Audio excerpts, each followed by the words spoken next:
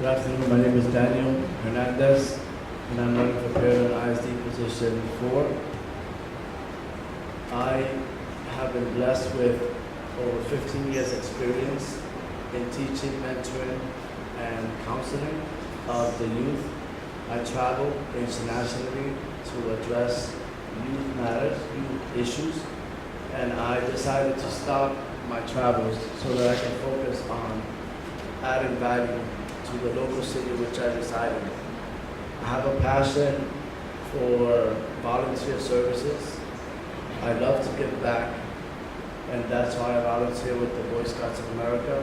I also volunteered 6 years with the TDCJ in Styles, Lebanon, and other facilities.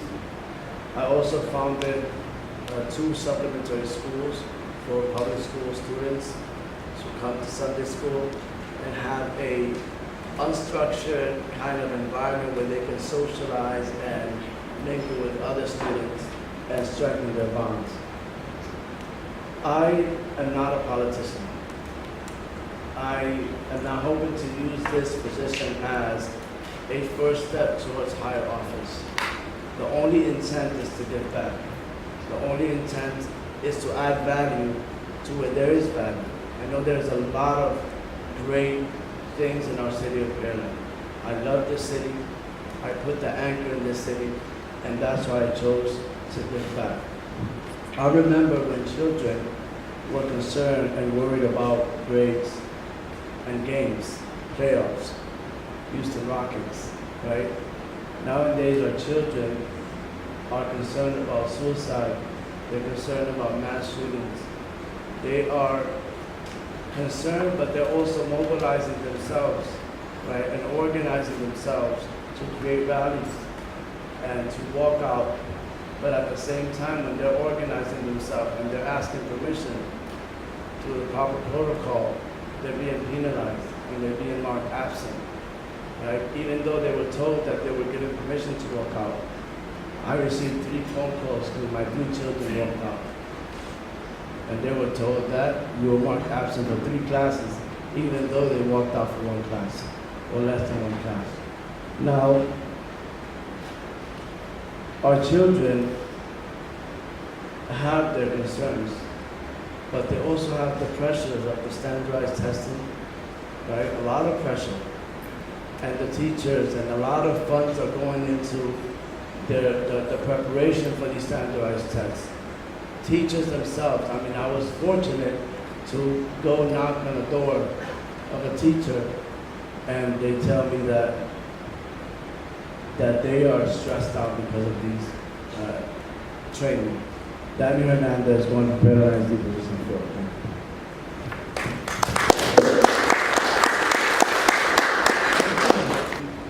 4. Elements of the curriculums. In the planning, we have to revisit the curriculums based on the growth of also our city. You know, we cannot keep using outdated information, you know, to try to provide this new age with the education that's needed. So I think with our growth, with our diversity, I mean, how many different languages are spoken in our city? And I think that has to be taken into consideration. There are multi-faiths, there are also multi-race, and we have to take in consideration that reality, right? And the more we cater to all the needs, right, the more tolerant we become of one another, the more we can add value to our beautiful city. And I think taking that holistic approach is actually, in the beginning, in the initial stage, it causes fear because of the fear of the unknown. But the reality is, if we educate our staff, our students to this holistic approach of education, then it actually brings the best out of our city. And actually it also makes us realize that we sometimes do not know each other, you know, in this intimate setting. And when we interact and when we add that value, then it makes us more tolerant in this age and time. And that's something that I would love to promote.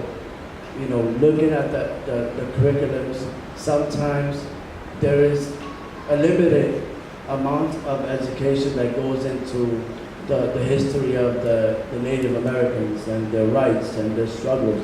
Also other different aspects of, you know, for example, religion, right? There's limited amount of information, and the sources that are being used are sometimes not from those religions. I think all need to be represented so that we can show that we're just in our projection of output of our education. So I think for us to be just, we have to be balanced in our approach and show from the top down that we are a holistic approach to education. Thank you very much.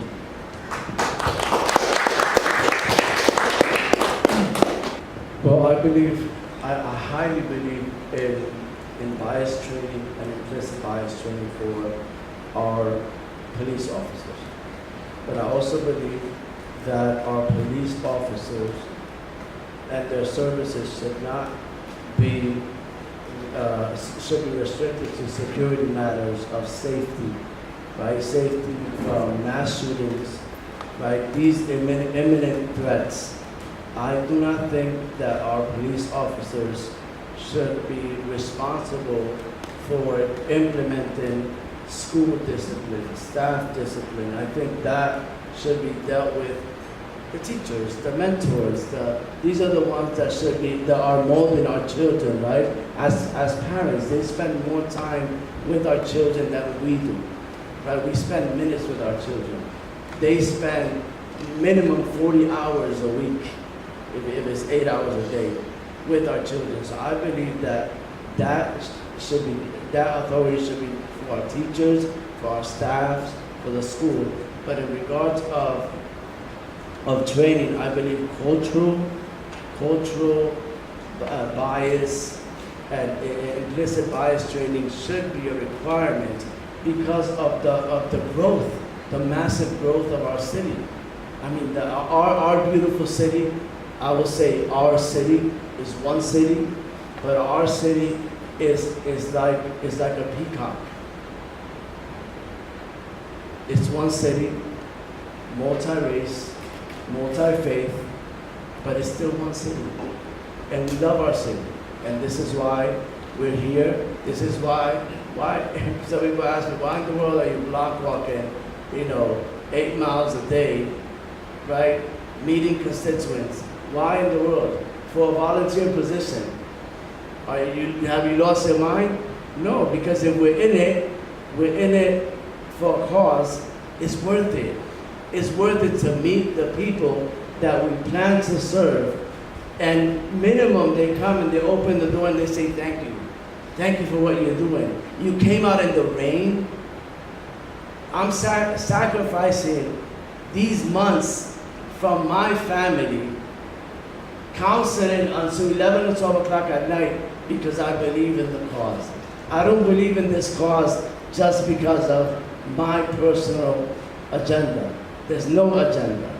I strongly believe in this cultural training, implicit bias training for the sake of the prevention of incidents sometimes that are not intentional, but that occur.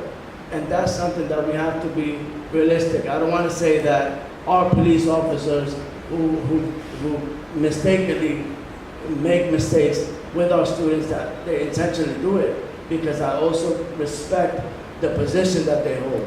But at the same time, we want to prevent those accidents from occurring. Thank you very much.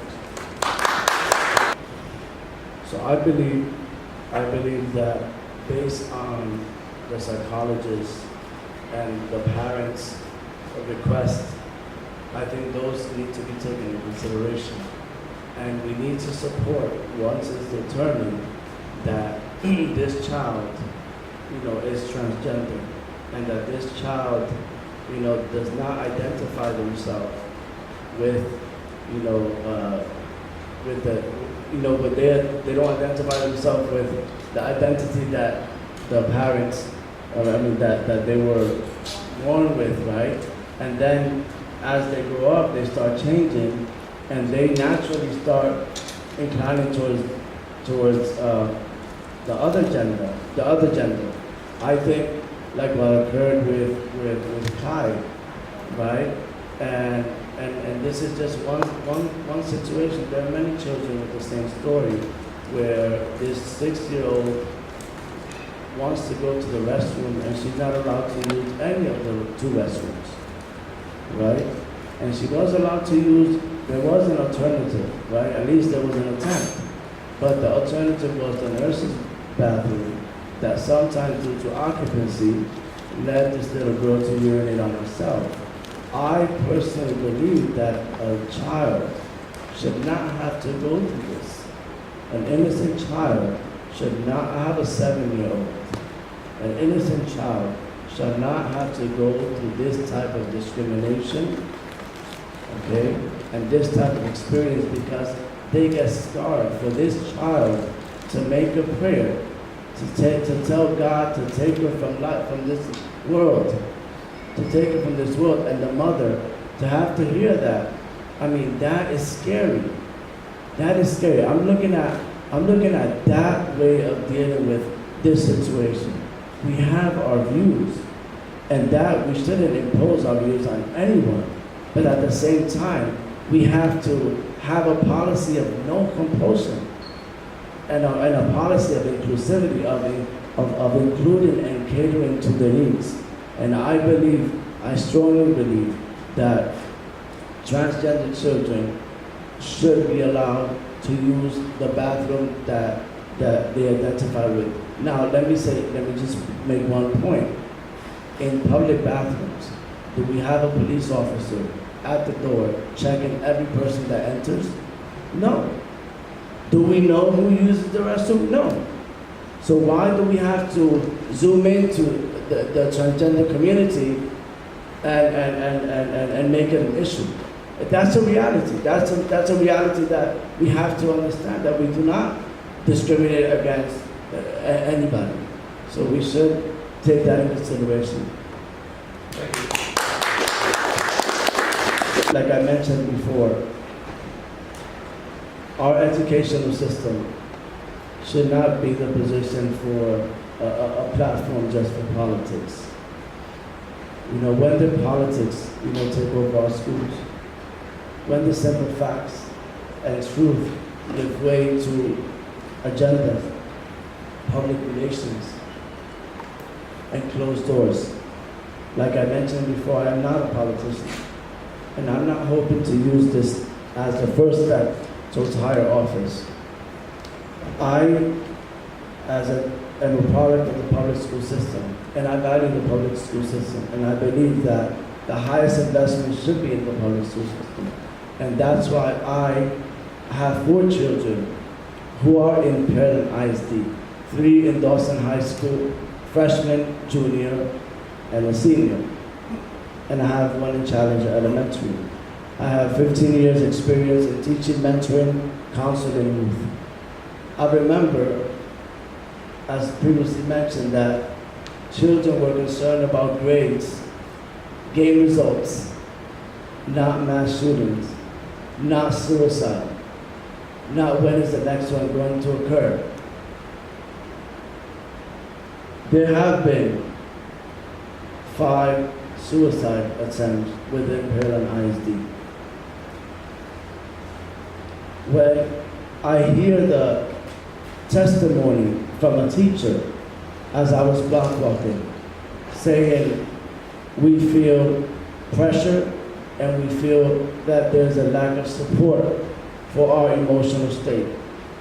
I was informed by this teacher that other teachers are transferring from our beautiful district because of the follow-up in regards of the suicide attempt that happened in November, where the students returned to school and staff members and parents were unaware about what is the re-entry process of a child when he attempts suicide.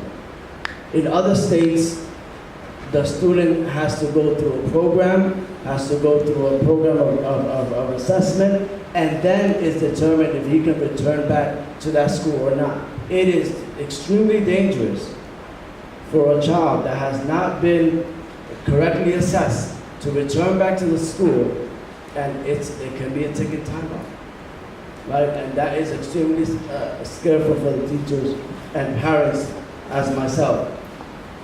When did common sense become a rarity? It became a rarity when our classrooms fell victims to politics over parenting. I support common sense safety measures all across the board, such as simple as it may seem, putting seatbelts on our school buses, which my opponent voted against.